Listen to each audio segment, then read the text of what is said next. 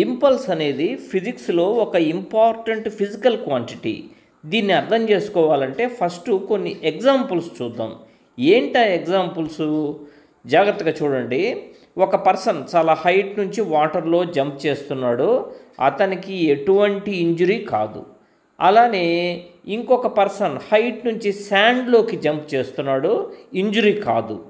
మరి అలా కాకుండా హైట్ నుంచి సిమెంట్ ఫ్లోర్ మీద పడితే ఇంజరీ అవుతుంది, గాయం అవుతుంది కదా. సిమెంట్ ఫ్లోర్ మీద పడితే చాలా పెద్ద డ్యామేజ్ అవుతుంది.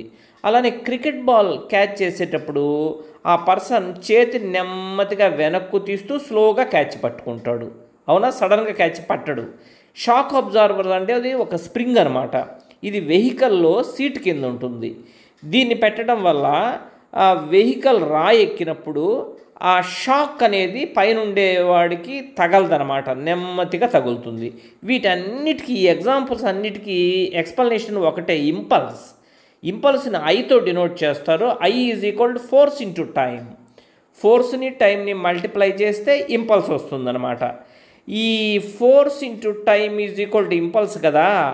దీంట్లో ఒకవేళ టీ కనుక ఎక్కువ ఉంటే ఫోర్స్ తక్కువ ఉంటుంది, అండ్ టీ తక్కువ ఉంటే ఫోర్స్ ఎక్కువ ఉంటుంది. వైస్ వర్సా అంటే అది. అంటే టైంని పెంచితే ఫోర్స్ తగ్గుతుంది, అది మీరు గమనించాల్సింది. ఇక్కడ వాటర్ అనేవి మనని స్లోగా క్యాచ్ పట్టుకుంటాయి. మరి స్లోగా అంటే టైం పెరిగింది కదా, మన మీద ఫోర్స్ తగ్గుతుంది. ఇక్కడ శాండ్ కూడా మనని స్లోగా క్యాచ్ పట్టుకుంటుంది. టైం పెరిగింది కదా, మన మీద ఫోర్స్ తగ్గుతుంది. అదే సిమెంట్ ఫ్లోర్ అయితే మనని సడన్గా క్యాచ్ పట్టుకుంటుంది. టైం తక్కువ ఉంది కదా, మన మీద పనిచేసే ఫోర్స్ ఎక్కువ. షాక్ అబ్జార్వర్ ఏం చేస్తుంది? స్ప్రింగ్ కదా.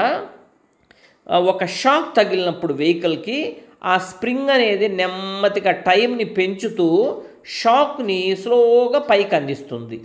మరి అలానే ఒక క్రికెట్ బాల్ క్యాచ్ పట్టేటప్పుడు నెమ్మదిగా క్యాచ్ పడితే టైం పెరిగి ఫోర్స్ తగ్గుతుంది కదా. ఈ షాక్ అబ్జార్వర్ పరిస్థితి కూడా అదే. సో వీటన్నిటిలో ఇంపల్స్ టైం పెరిగింది. I is equal to F into T కదా. ఇంపల్స్ టైం పెరిగితే ఆటోమేటిక్గా ఫోర్స్ తగ్గుతుంది. మన మీద పనిచేసే ఫోర్స్ తగ్గటం వల్లే మనకు ఇంజరీ కాలేదు.